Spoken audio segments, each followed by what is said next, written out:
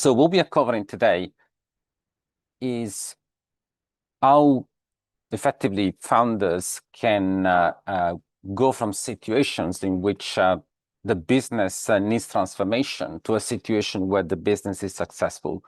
I've given it a title from stuck to scaling because most of the time when we meet entrepreneur, we find this situation where businesses they reached a stage where they would like to progress from the current situation. We're going to look at 5 different stages later on. And we're going to look at the 3-step method. And also one of the key reasons why this program was structured was effectively to level up investor with entrepreneurs. Most of the time we see the founders, they don't know really how to relate to investors. So it's just a matter of really creating the recipe for success. Then in most cases it's missing because let's face it, it's about education. It's about education for entrepreneurs. And most of the time we see that education is missing because most of the time, as we know, when we go to school, it's all about wealth management. It's not about wealth creation. Let me introduce you about the Exponential Blueprint. It's a newsletter that started in June 2025. And let me tell you why I'm qualified to talk about this subject. I'm a CFO expert. I've been a CFO for the last 17 years. I've been in a number of situations, which are infrastructure, primarily renewable energy, clean technologies, but also lately medical technologies, as the circular economy. And I'm currently busy with the mergers and acquisition activity. I'm running a book of $450 million for which we are purchasing businesses. So that's what I do during the day, really. So it's almost like a full-time activity. Yeah? So we're trusted by 20,000 founders, investor, and C-suite executive who have joined us. And in fact, the level of participation is such that we can say that the Exponential Blueprint is ranked top 5% of a newsletter in UK. So when we calculate really how many people are reading it and which rate they are opening the letter as well, it's 38% compared to an average of 20-25%. Now, we wanted to make sure about a specific concept. We do not deliver information because information is everywhere. Wherever you go, you will find information. You go engine search, 20 years ago. Today, you got AI. So there is enough information there for anyone. So it's not really what we're looking for. We're looking for delivery of transformation. Okay. So let me tell you about this. First of all, I would like to ask you, what is your business stage? There can be effectively 5 business stages in which you may find yourself. Okay. So the first stage is startup, which means pre-revenues. So startup is where effectively you have not started to sell your product, but you're conceiving your activity. Eventually, we will see the various stages of startup, but effectively, you have not started to sell. The number 2 stage is scale up. Now, scale up is defined as the stage after the startup. So you now started to have a product, you started to have revenue in the business, and so your main goal is to increase those revenues, okay? So that's another stage, And as we will see later on, each stage requires a different type of behavior from the founder. It's not the same, yeah. So number 3 is stagnation. Now, what do we find as stagnation is where effectively the business is not growing. Let's put it that way. It's not necessarily declined, but it's not growing. The number 4 situation is crisis. Crisis is when we are falling revenue. And we will see later on what does it look like. And the number 5 is exit. So exit is when you're looking to sell your business. Now, many people think the exit means to completely run out of the business, effectively. But exit also means a partial exit. For example, an IPO. where you go, for example, from 100% to 90% to 70% to even 30% of share in your business. Now, what I would like to ask you is to think and write in the comment here on YouTube in which phase your business stage is, because that's very, very important. Depending on the stage in which you are, effectively you may want to adopt a different type of behavior, which we'll see later on. Now, it's important to note the title of the event, from stacks to scaling. It can apply to any of those 5 stages. So you may be stuck in the startup phase. So you might have an issue that you have not resolved in order to launch the product. That happens a lot, obviously, because especially in a startup phase, you tend to encounter so many potential difficulties in launching the business. And scale up, again, is another situation where we will see how often there are so many pitfalls, when it comes to scale up a business. And there are so many situations why, instead of scaling properly, the business may be stuck. And stagnation probably is the ultimate definition of being stuck, where you've gone up, effectively you have started to sell for your business, but you stopped growing. And so crisis obviously is where it's again another situation, typically where there's a typical difficulties. And exit, obviously, that's where we see so many entrepreneurs, they want to sell, but they've not prepared. So have a think about these 5 phases, and feel free to comment below about the phase in which you think your business is, okay? Now, let's continue and talk about what's your limiting factor. Now, depending on each specific phase, you may think about what is potentially stopping the business from being further ahead than it is, So there are so many reasons. Each business is unique, each business situation is unique. So the question I want to ask you is, and ever think about this, because this is really the foundation of the day we're spending today. So the first one is your limiting factor selling?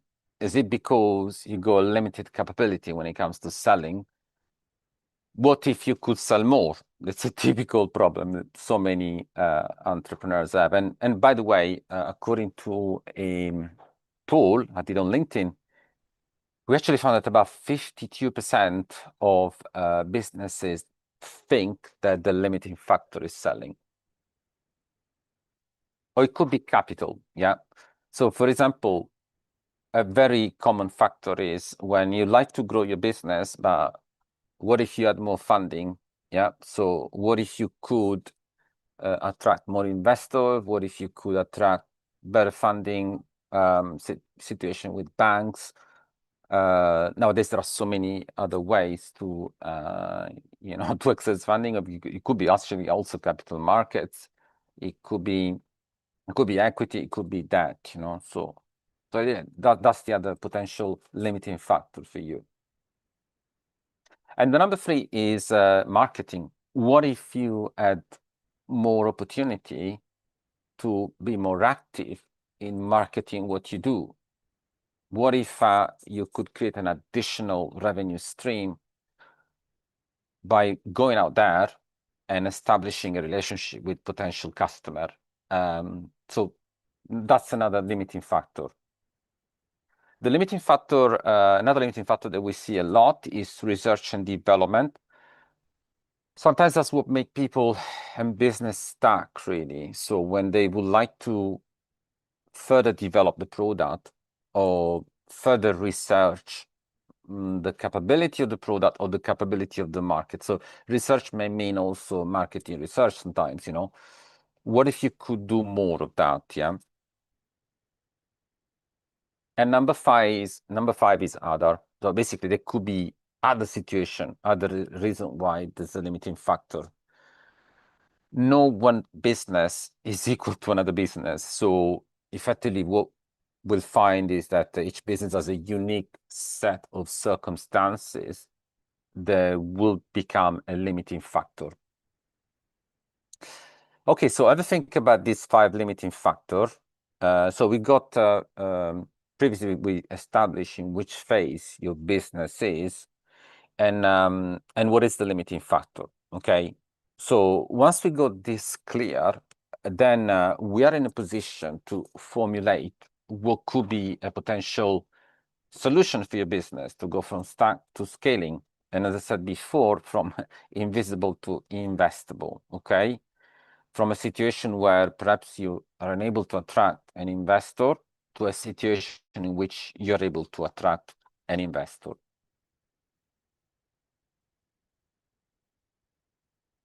Now, let me come to the agenda. What we're going to treat today. First of all, we're going to speak about business failures. Only by speaking about business failures, we can really avoid them. Because effectively, a recipe for success, first of all, will start by understanding why businesses fail in general. What are the most common reasons for business failure, effectively? The second one is about wealth management versus wealth creation. In the world, there is so much education about managing wealth. And personally, I've been educated about managing wealth, like most of the people, really. But when you manage wealth, you need to assume that someone else has created wealth. So the question is, how do we really reconcile these two things? Because wealth creation is where many of my colleagues, many of my peers, CFO, could do so much better with. I once went to a very famous event about CFO explaining who are the best CFO in the world. And when we really established the benchmark for the best CFO in the world, we found that those best CFO were the ones who were better. They had more passion for the wealth creation process. Because end of the day, CFO, me as a CFO, we need to understand that we can be helpful and useful only if we can facilitate the process of wealth creation. Number 3, we're going to talk about intellectual property monetization. Intellectual property monetization is possibly the best opportunity we have in our economy to create wealth and to create jobs.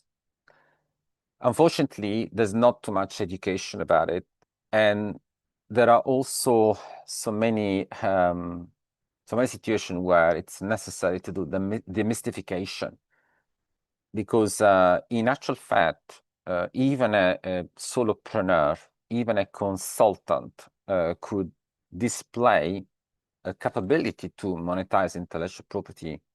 I'll give you an example. I have actually helped a consultant 3 weeks ago to increase its valuation from just £100,000 to £400,000 by just uncovering the intellectual property monetization opportunities that he had, and he just didn't think about it.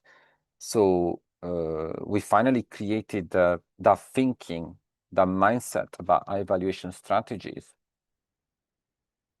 So number 4, succession planning. So we're going to talk about your leadership, and also we're going to talk about board directors. Okay, so that's a very key step that needs to be taken by any founder who wants to really execute a high valuation strategy. Number 5, how do we go from local to global? And we will find here, very surprisingly, that most of the time, when you go from local to global, you tend to rediscover the intellectual property monetization step. And that's how big businesses become bigger, and we will see it all the time, yeah. Number 6, we're gonna talk about risk management. Risk management is fundamental in business, because do not forget, when you start a business, you took a risk. After taking that risk, you will have to encounter risks forever, because the business will not exist if there's no risk, and the other way around. So just remember risk management, yeah. So this is absolutely fundamental for our agenda. Number 7, I'm going to be suggesting way in which we stay in touch in future through YouTube, through LinkedIn, through the various social media that we'll discover. Hopefully you will subscribe to the YouTube channel, and you will be able to follow all the video. There are so many podcasts that are being created, and one of them is actually is going to be very memorable, because we're going to talk about accessing capital for small businesses, something that no one talks about, unfortunately, because all the correspondence, all the hype is about either publicly listed company or startups, when in actual fact, there is a potential. We calculated all over the world, it would be a $14 trillion opportunity. Obviously, if we maximize it throughout the globe, throughout the world, yeah. So let me tell you the history. What you will see here is a photograph of 2017. And this photograph was taken at the University of Plymouth when we did the first pilot in summer 2017 about this program for entrepreneur. This program is effectively evergreen, because the subject we treated in 2017, they are more and more valuable in 2025. They will probably, someone else will talk about them in 2015, 2080. So what was the creation of the program about? It was to create a recipe for entrepreneurs who had just completed the university, and they had just started to become entrepreneur. They founded their own business. What they wanted to do is they wanted to find out how a recipe for success could work. And you can see me here in the picture. Here is the GSM London, which was in partnership with the Plymouth University. So what about the history since 2017? So there was a partnership created with Plymouth University. The first pilot was completed. Then in 2018 to 2020, the program was successfully offered to entrepreneurs face-to-face. Now, obviously, that was before COVID, because when COVID came about, unfortunately, we had to stop it, and we could not continue. And personally, I never felt that this program was suitable for a remote learning. Why is that? It's because I was always starting the classroom with the entrepreneurs talking and coming to the drawing board, talking about themselves, yeah. So we felt that this was the right way to learn, and remotely you would lose all that, yeah. Although, to be honest with you, in 2019, I actually delivered a program online for a university of foreign students in Italy. Now, I actually stopped in 2020 until 2024, in which the program was recorded online, and that was on request. So there was a request that came from some ex-tennis player who told me that there was an opportunity to revamp that course so that it could have been offered with more accessibility to everyone in the world. It was recorded online, and now it's actually available online, and you can find out about it. I'll tell you later how to find it. It's about 20 videos of 8 hours, which is the foundation for the program for entrepreneur. The foundation will serve then potentially have a more personalized approach, because I like the approach to be personalized as much as possible. So what were the three key problems that were addressed by this program? The first problem was the high business rate of failure. So as we will see later on, businesses fail a bit too frequently because of lack of education, really. So that was the first key problem. The second one was insufficient knowledge of intellectual property monetization. And we can say that that insufficient knowledge is there and will probably continue, because it's not a subject that is very well treated. Number three, insufficient knowledge of valuation strategies. So the key question was, how do you run your business with high valuation strategies? And this is where, unfortunately, there isn't really an answer, because we tend to really find the entrepreneurs, they tend to run the business, but they do not really know how to effectively, they don't distinguish between high valuation strategy and usually common practice, which does not really help with valuation. So this is a key issue that we found. And so the program was effectively designed really to address this issue. Okay. So this was the list of problem. Obviously between three problems there were probably 300 problems, but these were the three key problems. Yeah. What was the solution? And it's still the solution.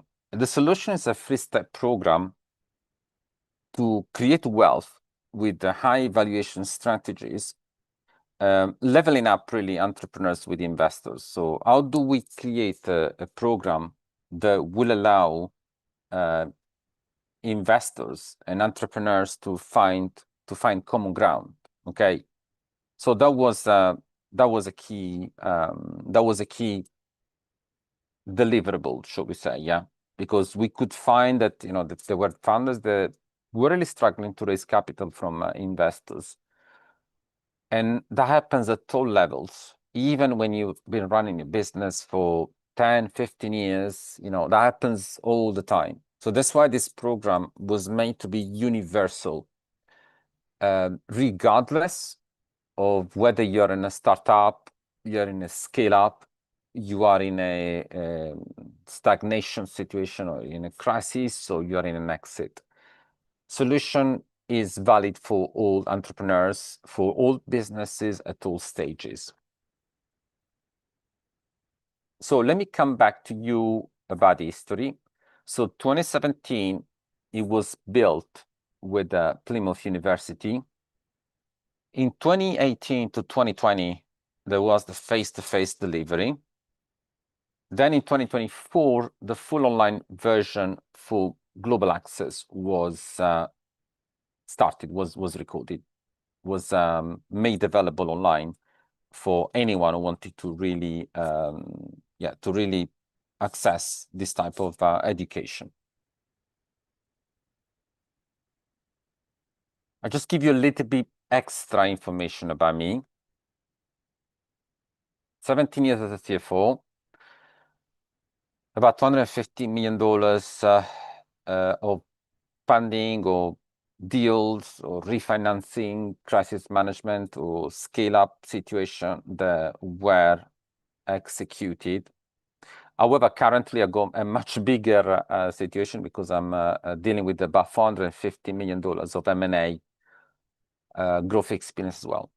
Sectors, as a CFO, medical technology, software as a service, clean technology, energy. But in the past, I've also spent time in telecom, in recruitment, in advertising and media, retail banking as well, done a big acquisition in retail banking. So initially in 2017, we created this program, we called it the Global Growth Blueprint.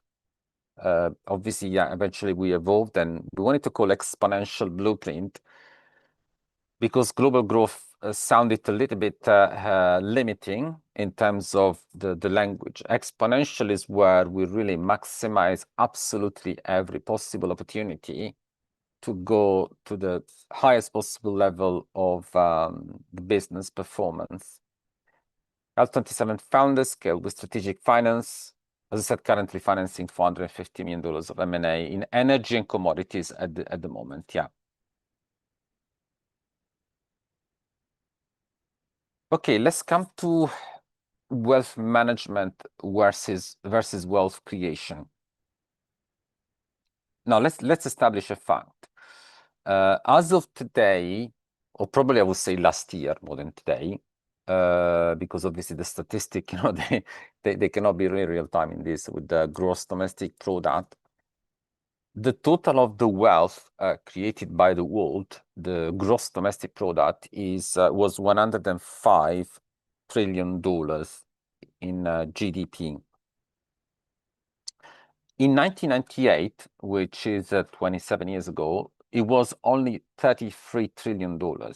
So as you can see, the world has almost trebled the amount of wealth that was created. And let's face it, all this has happened without proper education, without help from the education system. And this is a major issue because what we see is that we calculate what is the cost of this lack of education, and we could see that there could be so much more scope to increase the GDP. On the other side, just think about this: if you're an entrepreneur, think about what slice of the GDP you would like to conquer, because it's a big one. By the way, Goldman Sachs has projected the GDP of the world in 2050 to be $227 trillion, which is astonishing. So when we think about the opportunities, we start a new business, what is going to be the slice of the GDP that you would like to conquer? So this is the first clear situation that we need to be concerned about. The world is generating all this wealth despite the lack of education. So how much more wealth can we create, and how much better can we create it if we have better education? And this is why the program was created in 2017. We were earlier on talking about failure of businesses, and here the question is, how can we avoid this? Obviously, it's difficult to avoid it, obviously, but these are statistics. They were taken from the U.S. Bureau of Labor Statistics, and we can see that the survival rate for 1 year, it's just under 80%. Across 10 years, the survival rate goes down from 80% until 35%. So what that means is that after 10 years, 65% of businesses have not survived. They have failed. So this is what we need to ask ourselves the question: how can we potentially improve this? How can we do so much better? Because let's face it, even though the GDP is growing all the time, there are businesses that are failing every day. The estimate of the GDP that disappears every year because of failure is about 10% of the GDP. What does that mean? That means that if $105 trillion of GDP was generated, that means that $10 trillion have disappeared. So that $10 trillion that has disappeared is because a number of businesses has failed. That number of businesses that has failed has been replaced by new businesses that have started, or they have increased their own GDP. their own slice of the GDP. So the question is quite pertinent. How do we ensure that this is a problem that can be can be mitigated effectively? Okay. And now let's start talking about the reason for the failures in those 5 different stages. Okay. So we're going to talk about startup failures, then we're going to talk about scale-up failures, then we're going to talk about stagnation failures, then crisis, and then exit. Okay. Okay, so phase 1, startup failures. Usually, well, this is the most common reason, okay? One of them is no market fit. So basically, the startup is set up, but there's no place in the market for what it wants to do.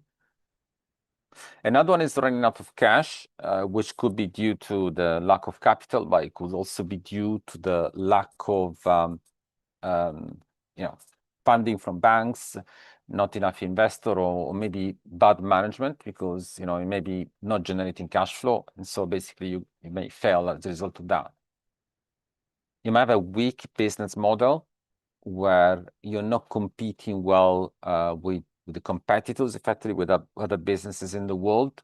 So that could be another problem that we'll encounter. Then lack of differentiation.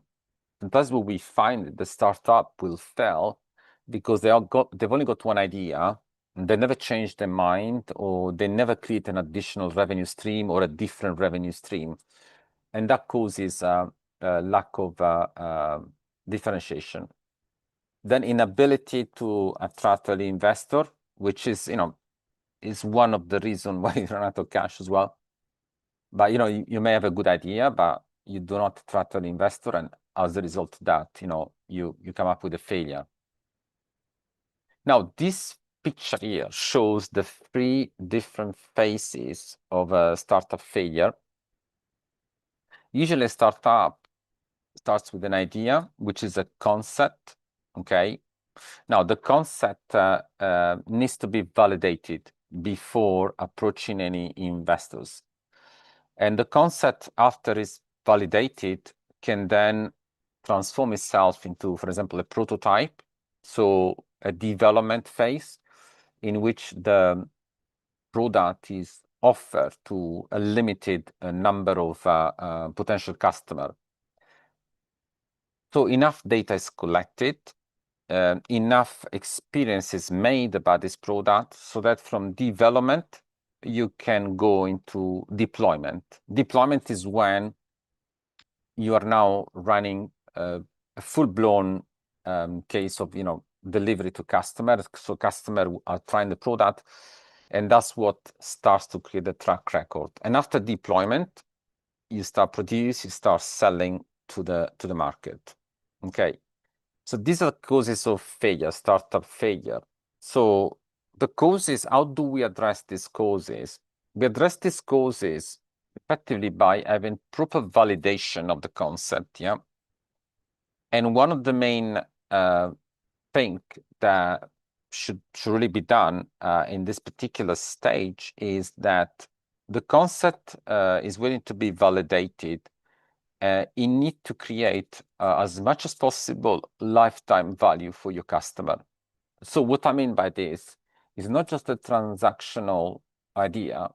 It's not just like something that you decide you want to develop and you deliver it as a one-off solution. You want to become part of your customer lifetime, effectively. So you want to make sure that whatever you create as a solution for a problem becomes a lifetime solution for a customer. So don't forget, this is my recipe. First, you become passionate about a problem, number 1. Number 2, you create a lifetime value solution. Number 3, we'll see the scale-up phases in a minute, So we'll see the scale-up phases in the next stage.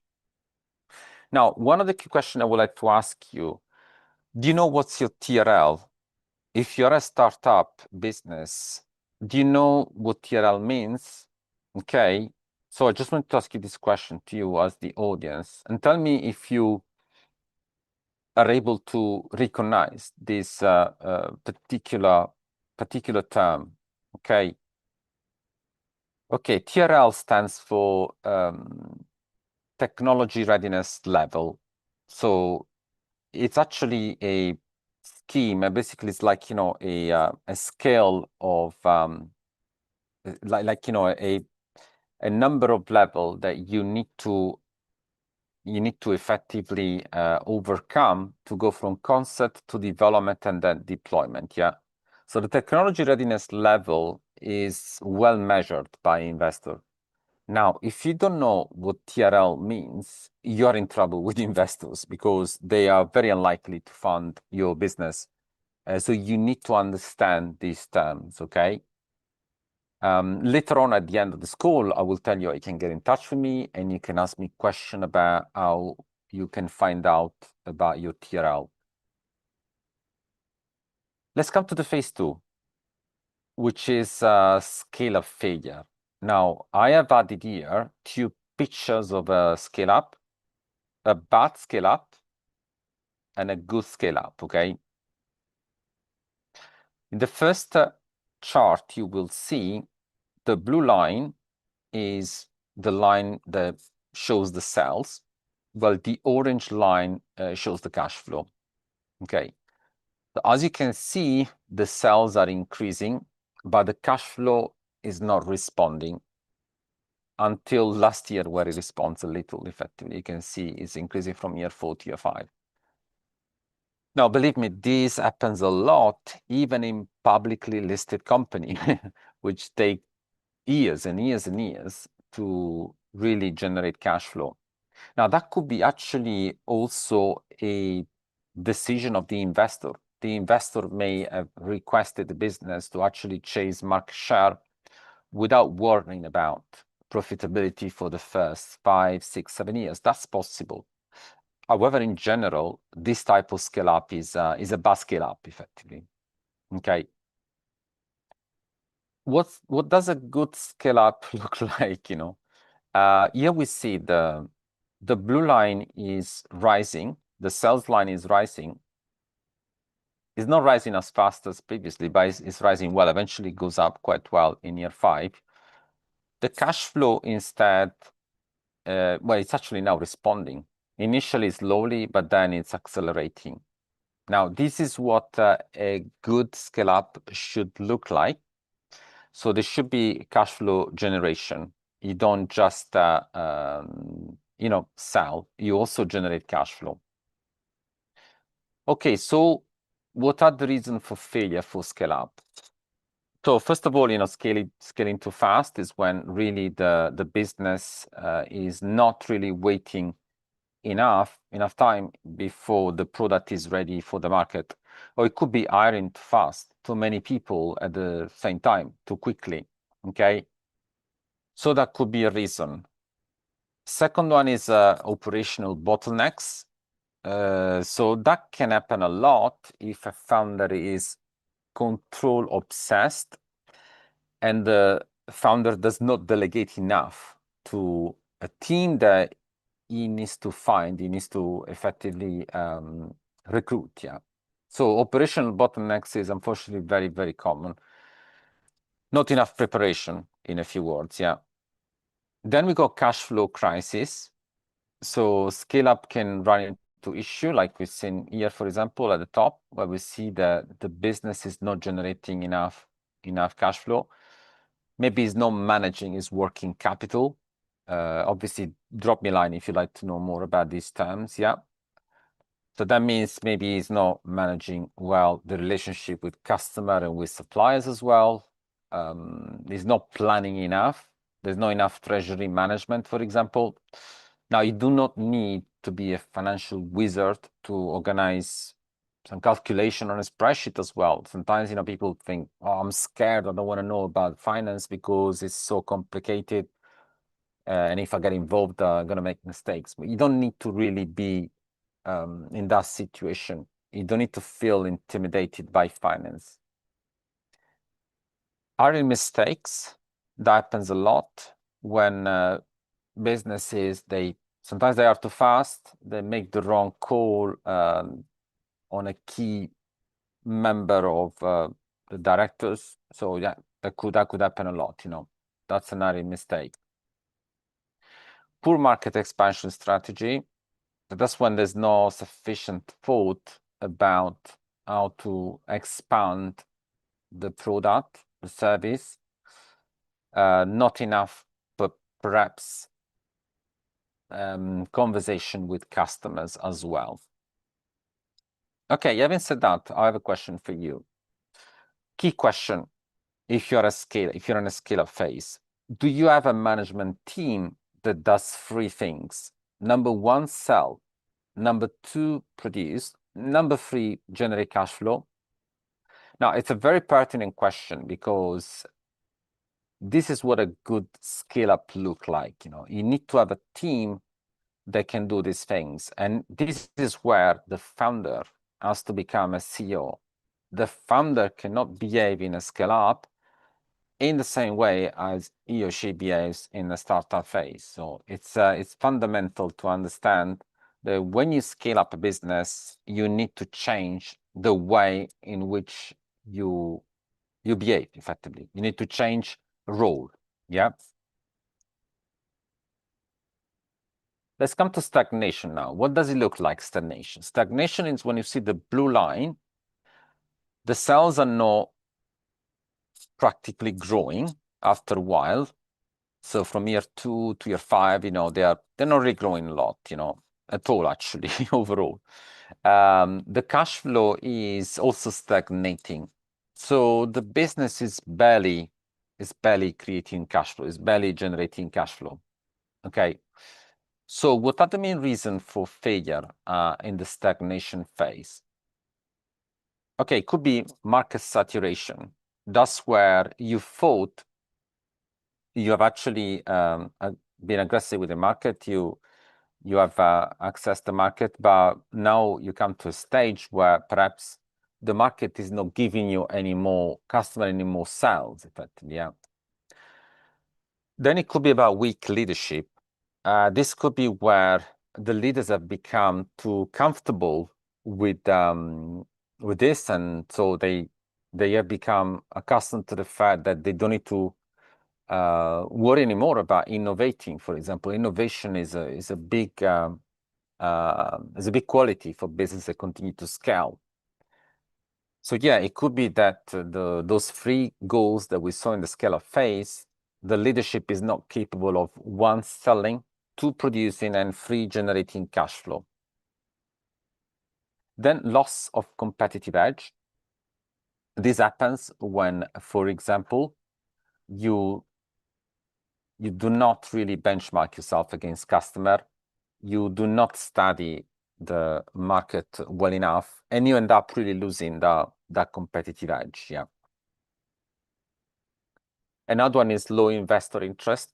That can happen when the business growth depends also on investors' funding as well, and so that's where we happen to see investor interest, which is quite low eventually. And then poor financial margins. That's where there's not enough control. There's not enough financial control. There's not enough, financial intelligence to control the margin, to control that, the business is run as profitably as possible. Now, the key question I would like to ask you is, do you have systems that help you manage customer? Is your lifetime value customer acquisition cost ratios more than 3? Because that should be really the ratio at which you should feel comfortable that you're profitable enough to continue to be profitable effectively. Yeah. So lifetime value should be, let's say, for example, if you conquer a customer and it costs you, let's say, $5,000 to win a customer through an advertising campaign or various costs like traveling, like, meeting, and people who are using their time to win that customer. It's cost you $5,000. The lifetime value for that customer, lifetime value margin, by the way, should be at least 3 times more than the customer acquisition cost. Now let's look at phase 3. Phase 3 is when we see crisis failure. You can see that crisis is where we have the sales, they are declining, and the cash flow is also declining here, okay? Now, it could be that the business could be even be profitable, but it relies too much on that. It's got too much debt to pay. And as a result of that, it cannot generate the cash flow to continue operating effectively. It could be that the founder is burnout. So yeah, it could be a situation where the founder is no longer really looking into the business the way it was looking into. So that could be another, bad situation that we found. And that's where, a very quick change is absolutely necessary. It could be legal and compliance issue. It could be that the business is in crisis because the legislation might have changed, for example. So what was valid before now is no longer valid. The cash burn exceeds revenue. So effectively the business is not being financially managed in the right way. So as a result of that, there's no way that the business can continue. Now, the key question is, have you calculated how much cash flow are you burning every month? Have you called a financial expert if you're in a crisis? So this is a question. Now, time is money in general, but when it comes to crisis, time is fundamental. Time is paramount to ensure that there's a real potential resolution for the business crisis, okay? So have a think about this question I'm asking now. Have you calculated how much cash flow are you burning every month? Yeah. All right, so let's come now to phase 5, which is exit. Now, in this picture, I have shown the ideal exit plan. Now, exit is where many people think, oh, I need to take the business to the very top and then I sell it. That sounds that sounds like a normal kind of thinking. However, trust me, that's not exactly what you should do if you're planning to exit. Say, if you're planning to exit in 5 years' time, you should actually do a 10-year plan, because when you're exiting and you're looking to sell the business, you also need to prepare for the exit plan of the people who are going to buy from you. So 5 plus 5. So because if you exit at the very moment where the business is no longer got any more market to go to, effectively what's going to happen is there's not going to be any interest in buying your business because you haven't prepared for the 5 years after you, okay? So we can see a picture of a business that has sales that are increasing all the time, and the cash flow is following the sales. So we can see the various phases. Ideally, you go preparation, negotiation, and execution. Now, preparation is when you start to prepare for the exit. And as you can see here, you want to see the business scaling up well, okay? Now, while you prepare, you then establish, for example, what is your valuation, at which valuation if you like to exit the business. And this is where we will see how the exponential blueprint recipe will help you with that. After preparation, it comes the negotiation. So you've established how much you want to sell the business for. Now, it's not just you, it's also the buyer. You need to negotiate, yeah? And after you negotiate, you establish a period in which you're gonna run the business before you execute the exit. So what are the cases of exit failure? Now, no exit strategy is clearly an example. Now, it's absolutely fundamental that we understand this. An exit plan is necessary at any stage of the business, because an exit plan will allow the business to be run with a high valuation strategies all the time. What does that mean? That means that eventually you're going to have the right staff with the right motivation, the right way to interface with customer, the right partnership, yeah, because you're always ready to sell. It doesn't mean you want to sell, but you're ready to sell. And when you're ready to sell, the high valuation strategy will allow the business to attract, the right buyer. Sometimes overvaluation, because the lack of knowledge about valuation tends to really cause the exit to fail because of that, because of overvaluation. Yeah, so you don't tend to understand, what the valuation is all about. You think you're worth 10 million, and instead the buyer will only pay 1 million, for example. That happens a lot. No buyer interest, as we said. And sometimes it's because the 3 steps of the exponential blueprint have not been followed, So the buyer will not be interested in a business that hasn't followed the 3 steps that we taught in 2017. Some regulatory tax issues, sometimes it's external situations, which, they do not allow for the exit to take place.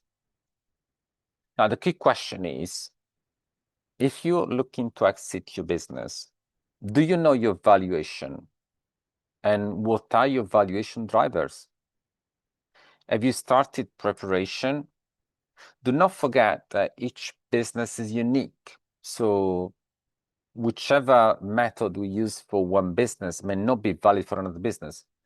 Sometimes I'm asked by some entrepreneurs, some founders, say, okay, why didn't you use that valuation? Why did you do a discounted cash flow instead of a terminal value valuation? And the answer is very simple, because each business is unique. There could be a business that potentially is most suited to be valued as an infrastructure business, or there could be an hybrid model. So valuation is it's not really exactly a science, yeah.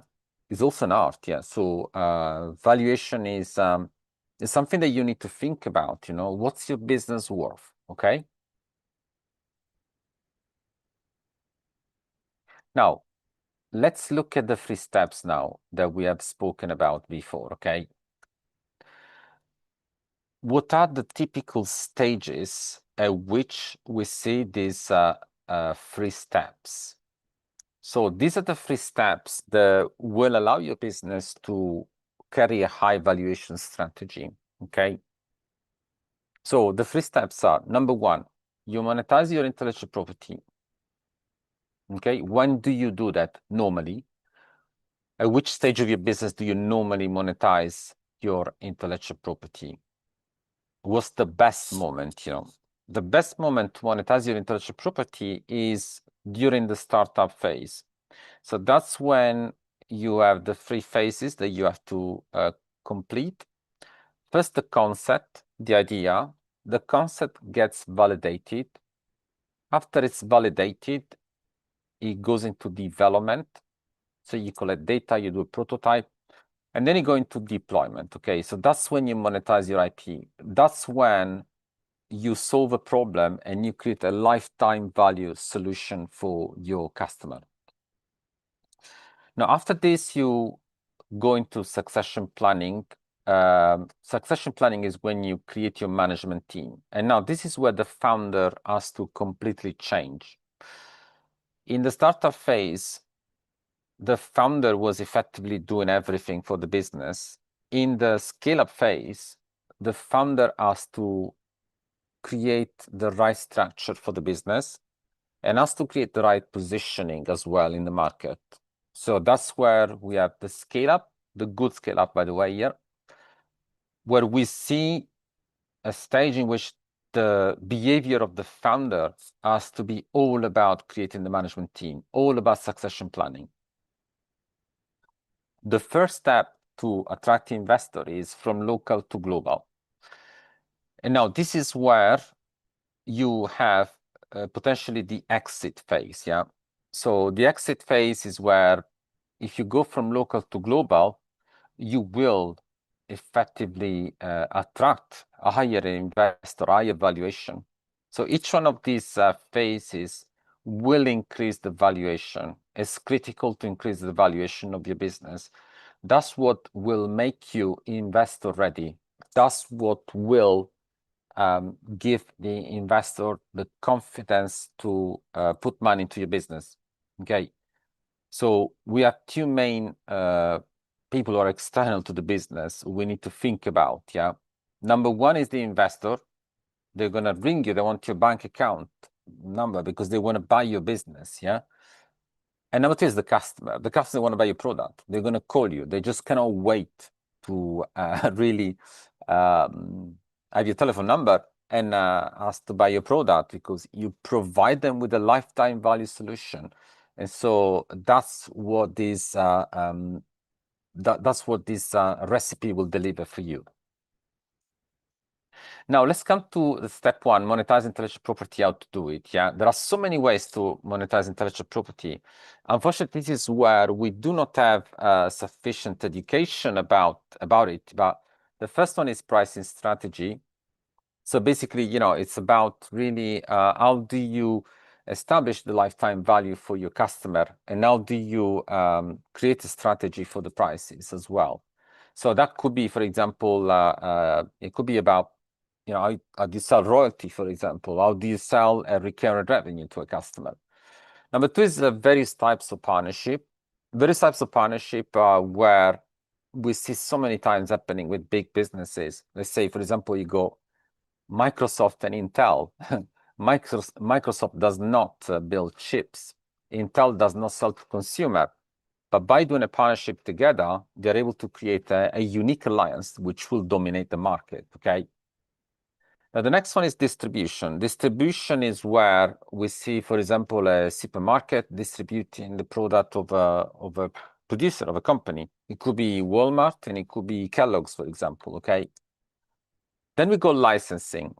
Licensing is where it gives someone the right to sell your product or your service, yeah, with certain parameters, of course, yeah. So that's a way to monetize your intellectual property. The last one, which is the most complex one, is called franchising. Franchising is when effectively you sell a system that works very well, a system that is capable of effectively be cloned.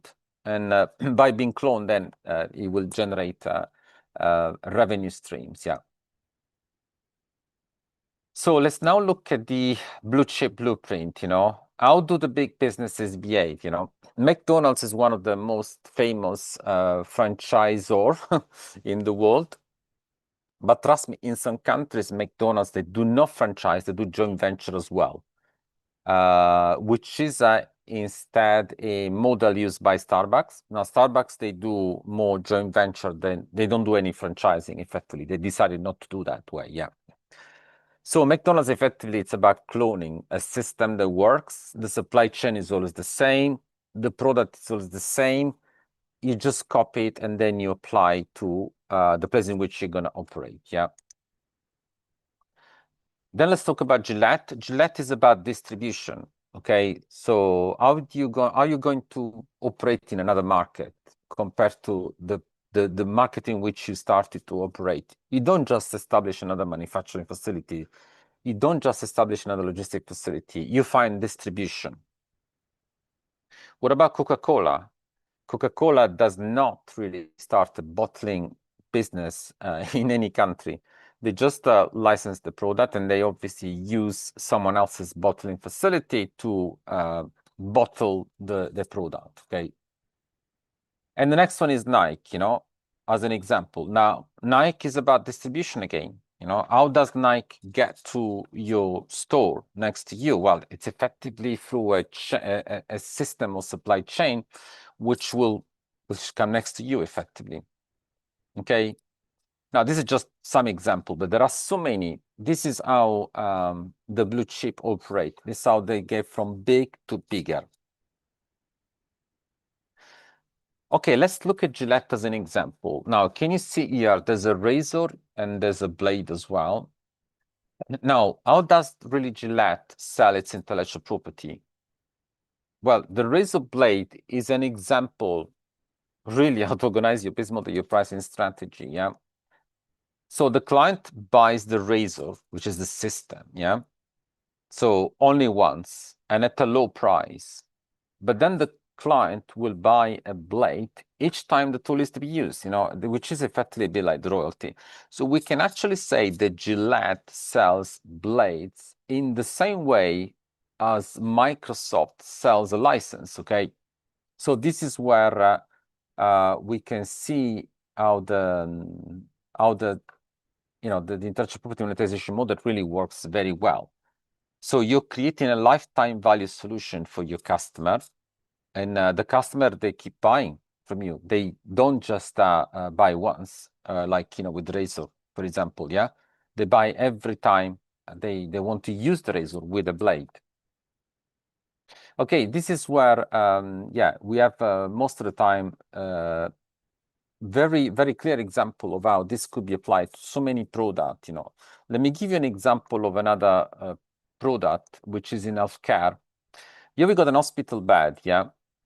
Now, what does the hospital bed have in common with Gillette? Now, this particular example is a customer had in 2016. The bill cost was $10,000. And the daily value to the customer, which is the hospital, however, was $5,000. And why is that? Is because thanks to this hospital bed, there was no need to retain the patient in the hospital. So what that meant is that there's no hospitalization needed. So 5 days, you go home on the same day as the operation. Now, what's the value to the hospital for that particular technology? Was $5,000 every time you use it. You might use it once a day for one operation. You might use it twice a day for 2 operations. Okay. So what's the pricing strategy here? It's value. It's value. The value is $5,000 a day or even more. It's not really the cost plus margin situation. So you don't sell it for $20,000 really, because every day you are creating value, $5,000 a day. So the right way to sell it is, for example, in this case, out of $5,000 value created for the customer, which is the hospital, you take $500, and with those $500, you charge a royalty. The customer is still very happy because they are receiving a value of 5,000 minus 500, 4,500. So that's a typical example of the Gillette model, which is applied to the healthcare sector. Okay, this can be applied to so many sectors. It can be applied also to the to medical technology sector in general. That could be very common. It's about quantifying the value we create for the customer. Okay. Now, there's a change in performance when we adopt this. To the left, we can see a profit and loss account with an one-off pricing strategies, which is effectively, we can see there's just revenue and cost of sales, okay? Now, usually with this particular model, there will be very limited profitability for the business because, you tend to really accelerate the revenue front, but then you don't have anything else to sell to the customer. You don't have any other revenue stream. Instead, with the profit and loss with the recurring revenues, you may start with lower revenues. Yeah, you sacrifice some initial margin, but then you get so many other benefits. You got the research and development tax credits. You got the royalties.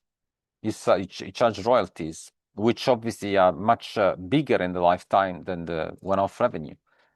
In the case of franchising, you also charge management fees, you charge marketing fees as well, and then you got the cost of sales, of course, yeah. Now, guess what? The valuation metrics are so much higher with recurring revenues than they are with one-off pricing strategy, okay? It's really a fundamental concept here. The valuation here could be, trust me, it could be 10, 100, 1,000 times more to the right than it is to the left. And usually a business that adopt this kind of strategy can actually have a 1000% higher chance of being invested.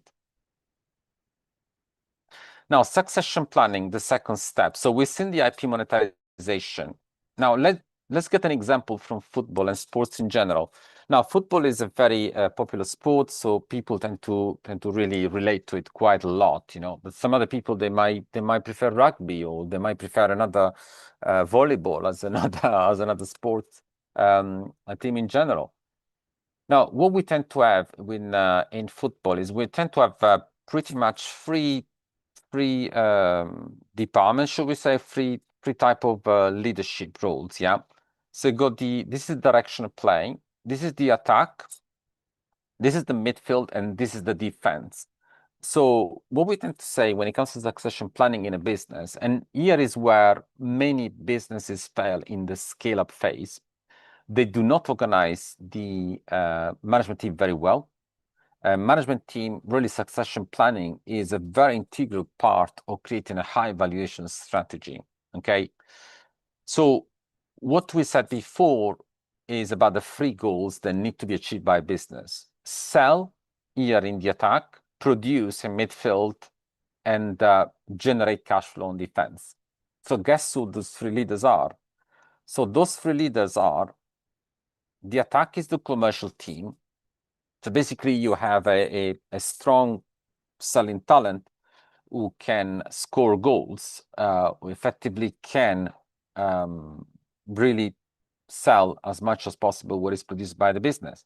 Then we got the midfield. The midfield is the operation team where we have to produce. If you do not produce, there's nothing to sell. And then we got the defense, which is finance. And finance is where we generate cash flow because we protect the team. We make sure we don't concede too many goals. And that's where, you know, we see these three leaders adapted to the business, okay? So this is a simplification about how to really organize a succession planning. So what does it look like as an organization chart for businesses? Yeah. So you got a founder, the CEO. The founder become a CEO, yeah, in the scale-up phase. In the startup phase, the founder was not a CEO because the founder was very busy creating the lifetime value for customer, okay? The founder recruits the three leaders, the sales leader, the operation leader, the finance leader. The sales leader will sell, the operation leader will produce, the finance leader will generate cash flow. And what we have here, the finance leader is pivotal because he really communicates with the investor, he or she communicates with the investor, delivering confidence and trust, which is fundamental when you're looking for capital from investor, okay? At the same time, in larger businesses, we tend to see investor relation as a whole set of tasks that is delivered by board of directors, by chairman and non-executive directors, effectively. So what we tend to see here is in larger organization, the finance leader is paired by the board of directors who effectively manage the relation with the investor, okay? So that's really an important development for a founder. And this structure, as well as the positioning that we gain with intellectual property monetization, this structure will allow the business really to have a high valuation in front of investors because it seems to be a business that can eventually work without the founder because the founder is already potentially out of the operation of the business because the founder has found the leaders that are needed to scale up the business and to continue operation without the intervention of the founder himself or herself, okay? Now, the step 3, going from local to global. Now, most of the time, going from local to global, we see this happening a lot with the biggest businesses in the world, requires us to look into intellectual property monetization again. So the question when we cross the border is, how do we continue to do overseas what we did well locally? And generally speaking, this is where we tend to see the solution that comes with potentially a joint venture with potentially distribution agreement. As we see, for example, businesses will go global, but they will not necessarily, after obviously building their intellectual property monetization model, after building lifetime value creation for customer, after succession planning, as we've seen, so they tend to go from local to global by monetizing their intellectual property better. That could be through joint venture. For example, why does Google and Glaxo go together, creating a unique product that doesn't exist? How did the COVID-19 vaccine get created by Pfizer and biotech together, for example? A small business with a large business as well. So we tend to obviously do the studies, the normal studies that are needed, SWOT and PESTLE, which are the acronym for strength, weaknesses, opportunities, and threat. And PESTLE is political, economical, social, technological, legal, and environmental analysis as well. So we need to study before we go overseas, yeah? Now, select the IP monetization model. It's very important. For example, Starbucks. When Starbucks decided to go outside of the United States, they will start to monetize their IP through joint venture. McDonald's did it differently. McDonald's did it through franchising.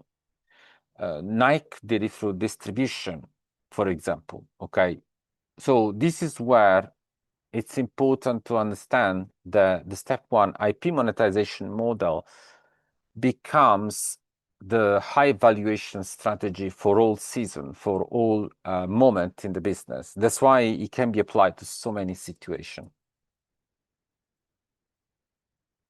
Okay, now let's go to a continuation of step 3. Now, it's important when you go global to understand that the market in which you're going to operate is not necessarily the same as the market in which you have operated before. So this is where we can see how the culture is important. So you need to understand how to behave, yeah? For example, McDonald's does not really deliver the same menu in India or in Italy, for example. Starbucks, they don't sell coffee in Italy in the same way as they sell it in the USA. So this is where the culture is absolutely fundamental. You need to do your own studies, but the rewards are fantastic because when you go from local to global, you become a powerhouse. Now consider M&A as well. Now mergers and acquisition, every year there's around, I think it was $3.5 trillion of deal created in M&A.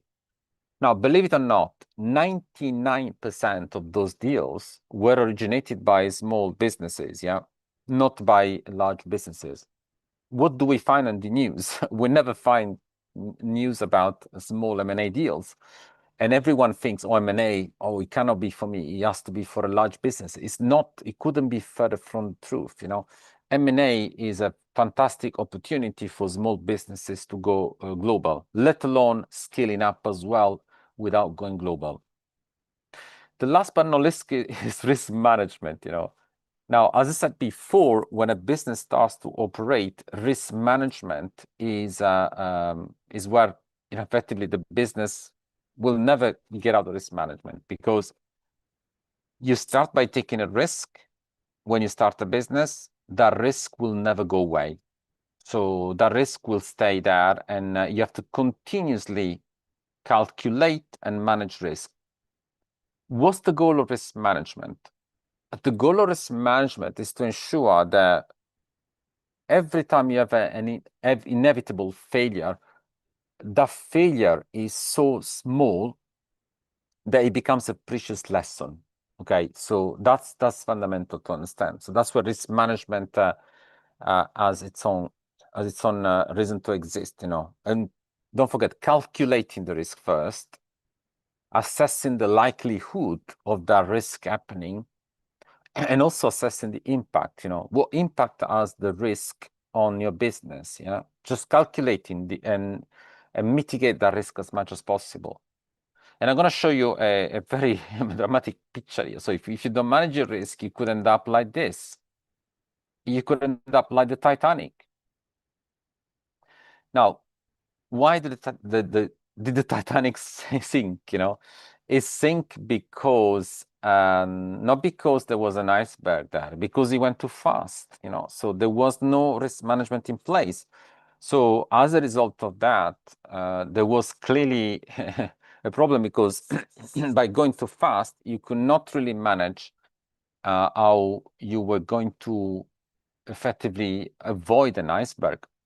And the same thing happened in business. When you go too fast, when you hire too fast, when you do not really apply treasury control to the business, and you want to do things in an accelerated manner, you might end up like the Titanic. Now, with the Titanic, the damage was the loss of 1,500 people. With a business, there's loss of innovation, loss of jobs. We all pay for it effectively.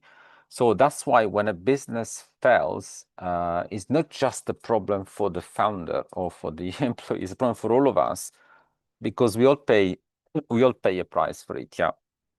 So this is where we can see how this is an evergreen situation, because you're never going to get out of this problem effectively. Yeah. So business lives with risk. Yeah.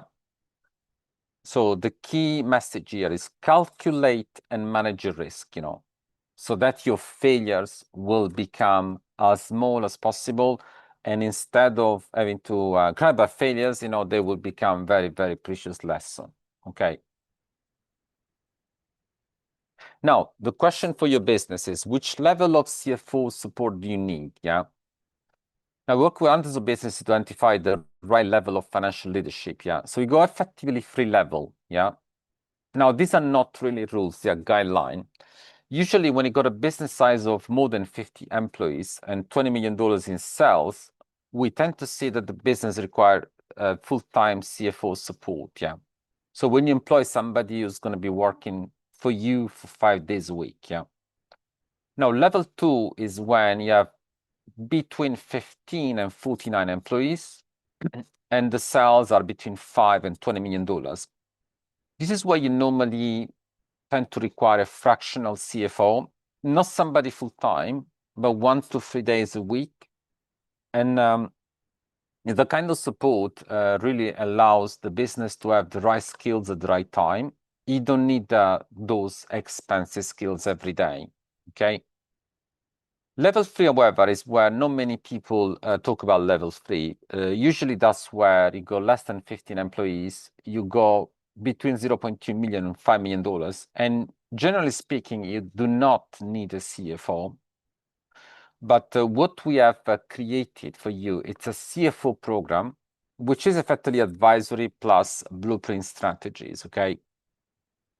So that's where we tend to see really a solution for small businesses that would otherwise have no financial skills at all. Let's not forget, this CFO program is designed to address the main reason why businesses fail, which is lack of financial intelligence. Yeah.